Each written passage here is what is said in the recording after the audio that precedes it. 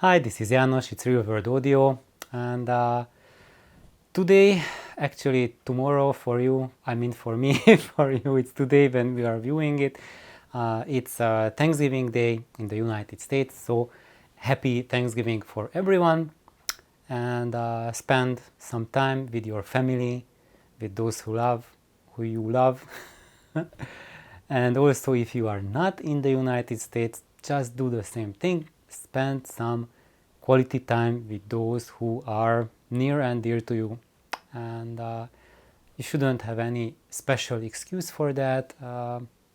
Life is too short.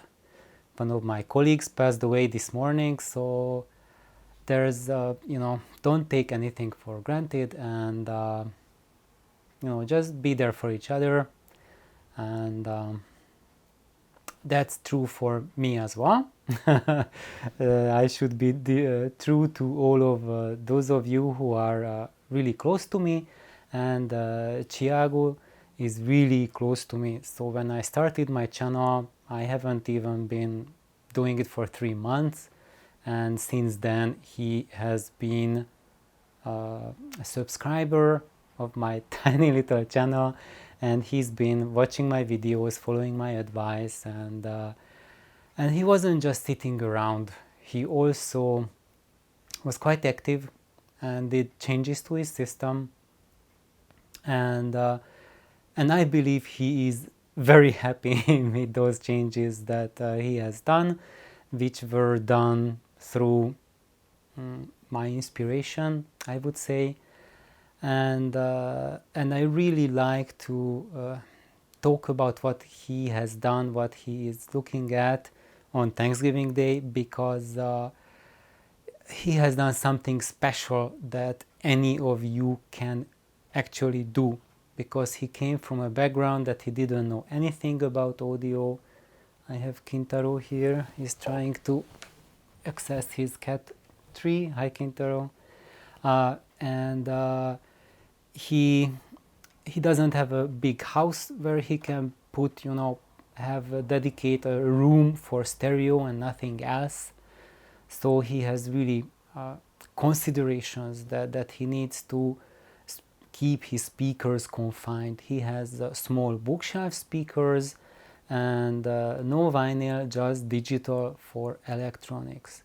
And he is starting out from the point where I would say most of you are starting out, or where you have started out if you are already further down the road. But I suspect that the majority of my viewers are at that stage where Thiago was a year ago, so that you try to do your best to read the magazines, read the reviews, and follow the advice, and put together a system that fits in your budget, so you are not thinking about mortgaging your house, or spending your kids' college fund or something like that. But you are just allocating some reasonable amount of money on your stereo pursuits, and you expect darn good sound out of it, because if you invest maybe $1,000, $2,000 in it, it should be darn good already. And sadly, what you will find out is that most of the audio persuasion, most of the companies are really all about jacking up the prices, and yes, they can give you more, but at exponentially climbing prices. And in today's world, if you put together a stereo system for $100,000, no one even bats an eyelash. That's not even a thing. If you say, okay, now that was $2-3 million, now okay, now that was something that cost some money, but 100K, that's so passe. Get out of here. It's just a 100K system. Who cares? That's rubbish. However, that's not my thinking. I kind of totally left that sort of path, that mainstream thinking, where everything is just tied to money and how much you can spend on your gear, and your happiness is only achieved when you spend a car's or a house's worth on stereo gear. I think this is a very, very poor approach, not poor in bank account and funding, but poor in mental and in heart of those people who think that way. It's really sad. It just makes me sad as a human being that while the majority on the planet are lacking water, are lacking food, are lacking medicine, and we are thinking about spending $1 million on stereo. Like, I think there's something wrong with this picture, and that's why I want to share with you what Thiago wrote to me in his email. And I feel really bad about it because this is his second email, wrong email, that he wrote to me since he returned from his trip in Brazil, and I really haven't had the proper time to really thank him and write back and follow up, but not today. And he, first of all, he wrote me an account what his wife thought about the changes that he did to his stereo following my humble advice.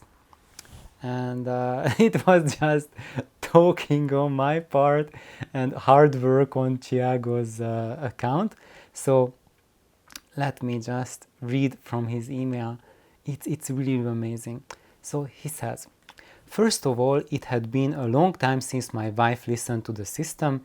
She has a lot of stress and overtime with her new job. I asked her for 15 minutes before we went to Brazil. She sat down to listen and stayed for 5 hours. We almost missed dinner. She was so happy and impressed with how much better the sound was and could not stop listening.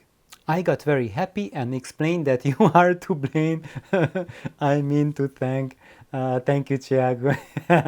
I really, I'm very humble to take the blame, but you played the bigger part because you were the one who, who were not just content sitting in the sofa and just binging on reviews, pushing buttons, and miraculously thinking that the flying duck will land on your platter, but you really stood up and put in all the hard work, and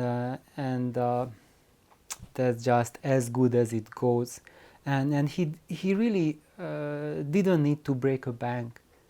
And I think all the expenses that he got into himself were not more compared to just buying a little bit more expensive gear, like just like a marginal increase in the expenses that he already put into stereo.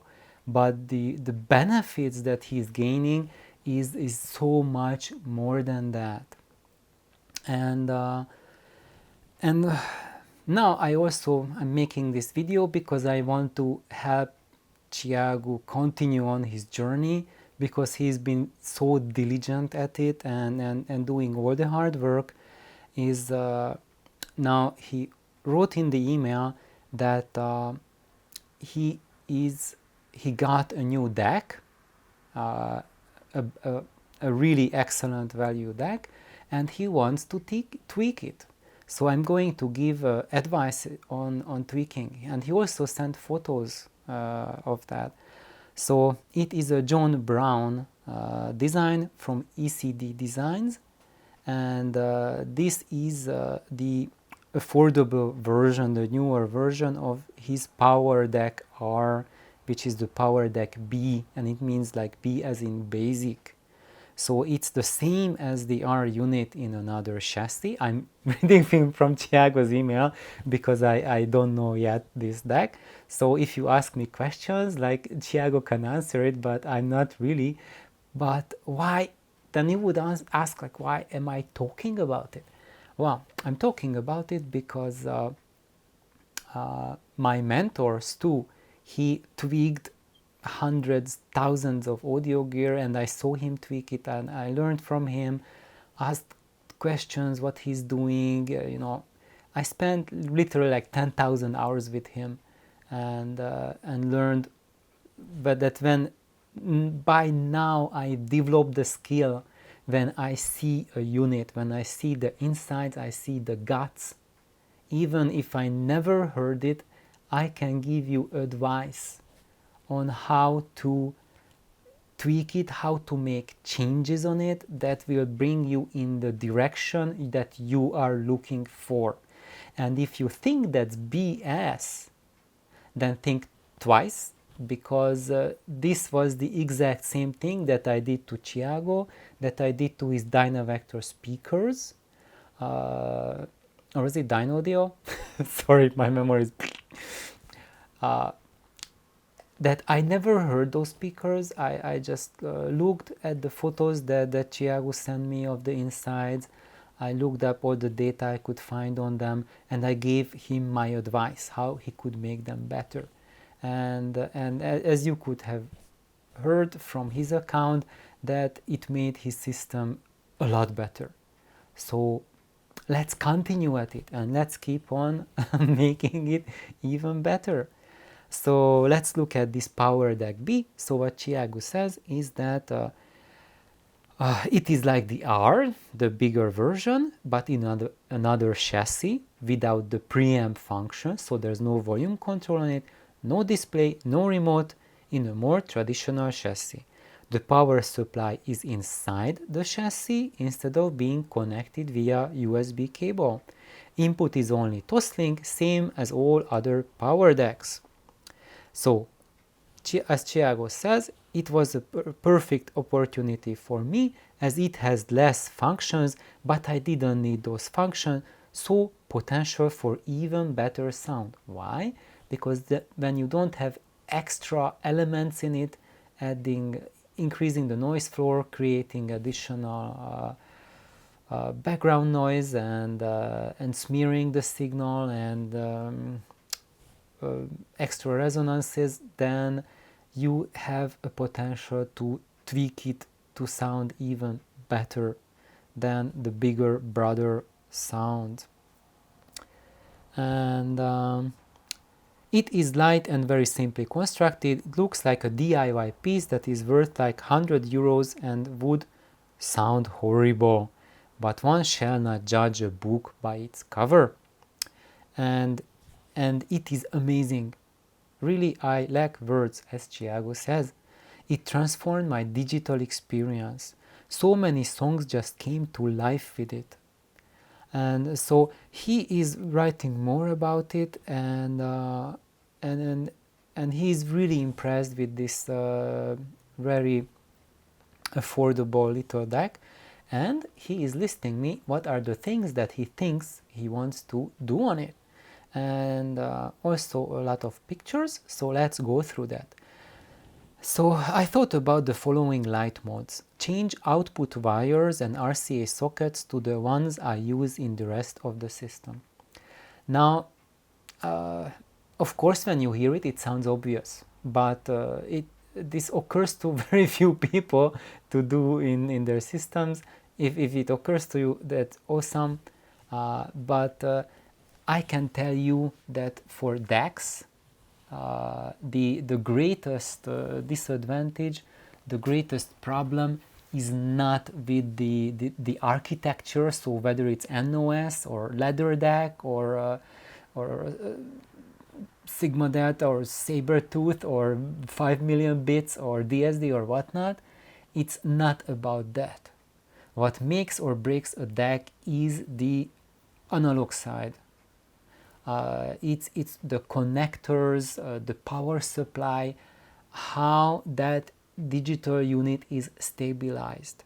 Because digital is something extremely fragile. And I mean it fragile because when treated right and provided with the opportunity, then it can sound extremely good. But when you deny that, then you will hear fatigue, you will hear restlessness, you can just focus down. Yes, you can hear detail level, you can hear dynamics or whatever, or textural definition, gazillion ad libitum, really, like whoa, your brain gets fried. but it's like after a month you just can't listen to it anymore, and you find out like a year later that it's been like 3 months and you haven't even turned on your system. What's going on? And that's what's going on, that digital is fragile. It needs support from the rest of the circuitry. And one of the easiest things you can do, anyone can do, is upgrade your RCA jacks to high quality jacks, because when you have a very entry level, bottom of the line DAC, then the problem with that DAC is not the DAC chip. It's not that part. The problem with the unit is that it's using really terrible sounding connectors, terrible wires, cheap ass capacitors in the power supply and elsewhere in the circuitry. So you really need to change all those elements. And when you take care of that, then you have a really great sounding DAC. And that's why people really like smirk at me like, you have a DAC which is a PS Audio DR3. That's junk, that's nothing. But when you take care of all of these components, you take care of the chassis, you take care of the power cord, or everything, you get rid of all of those things which are the nastiness in the sound, that even a unit like that, like the PS Audio DR3, which you can get for $500 on eBay, that's what I did 2 years ago, even that unit with these tweakings, it can really get you to a level where you would need like $10,000-$20,000 to have a sound or satisfaction like that. Or maybe even you won't get the satisfaction from the 20K category. You will have detail level and everything like that, but not the joy of music. And it's a really rubbish attitude to think that once your system is high-end audio or high, then it's all about the resolution, and you can't enjoy it anymore. It has to sound rubbish because it's high-end. No, it's not. And it has to sound artificial, even if it's being called absolutely neutral or whatever they are calling it. But it's nothing like neutral. It's just rubbish. But it's not rubbish by default. You can nurture it and culture it, and you don't need a 20K DAC to get you to a level where you listen to your favorite music and you cry because it tells you so much. It can be done with like $100 or a few $100 DAC, and you just need to take care of, first of all, what Thiago is recommending, the connectors, the RCA sockets and the output wires. Yes, Thiago, go for it. And that's absolutely will be a huge change. Second, use a chassis with double the height to allow for higher capacitors in the power supply. So basically, when you want to put in higher quality capacitors to a really cheap DAC, then your main limitation is that it's put in a tiny flimsy box, and the better capacitors are bigger and bigger in size, and you won't be able to fit it in. So that's why you need a bigger box, a bigger cabinet, and then you will be able to house the bigger capacitors inside. Yes. Maybe put, number 3, put mu metal shielding over the transformer to isolate it more, as I cannot increase the distance between power supply and DAC. Or something else, ERS. So mu metal is actually the best, but it's kind of cumbersome to work with and not so easy to get by. And also you have to be careful that when you bend mu metal, at the part where you bend it, if you bend it sharp, it loses its ability to get magnetized. So that's why be very, very gentle with mu metal when you work with it, but it's extremely efficient. So if you cannot use mu metal, then ERS is an excellent choice. and also copper tape. So just wrap your transformer around, or if you cannot wrap it around because there's circuit board underneath, just put like a shield on the top. Let's see where it is, like here. So if you go here, and then you see that there's the transformer, so just put a copper tape over it and then ground it.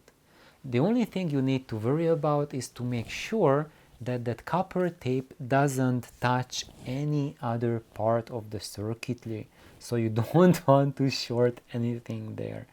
And just solder a piece of wire to that copper screen and attach it to the chassis ground. So that's one thing. And the copper tape is much cheaper than mu metal and much easier to work with. You can cut it with scissors. Actually, if it's a thin mu metal, you can also cut it with scissors too. But you can bend copper tape no matter how you want to bend it. It won't ruin it. But mu metal, it will ruin when you bend it or just damage it. Do you know if these Samsung capacitors are any good for the power supply? I would change them. They look like really basic capacitors. Very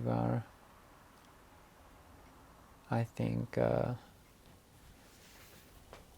there you see them. I cannot tell really too much about them, but I think at this price point they are really basic, and I haven't really heard of this brand. Maybe some of you who are listening heard, and please type down what's your experience, but I would not expect too much about these. I would really go for something much higher quality, like good Panasonic, Kemet or Elnaz. If you can find with the bigger chassis, go with actually I think the next thing Thiago mentions is bypass one with Elnaz. I would say like get Panasonic for the big ones first, which are 4700 microfarad. Change them with Panasonic and bypass them with 100 microfarad Elnaz, and it's good. And you can even bypass them with 47 microfarad Elnaz. So if you bypass with a 1% value, that's sufficient. You don't really need to go much bigger than that, but it will work. So if you have the space for that, if it's like the Elnaz, the bigger they are, the more they can work and pick up the slack. And I think right now I have passed my 20-minute mark, and I really thank Thiago for his dedication and his hard work on his system. And Thiago, I wish you continued good luck, and for you and your wife, happy enjoyment with the stereo and the sound. And I hope everyone likes the new format. I hope everyone noticed that the picture quality is way better. I really hope that the sound is better as well. I have a lapel microphone here. You hear that? So from now on, we are going to see improvements in both sound and video. I hope so. Please give me feedback on that.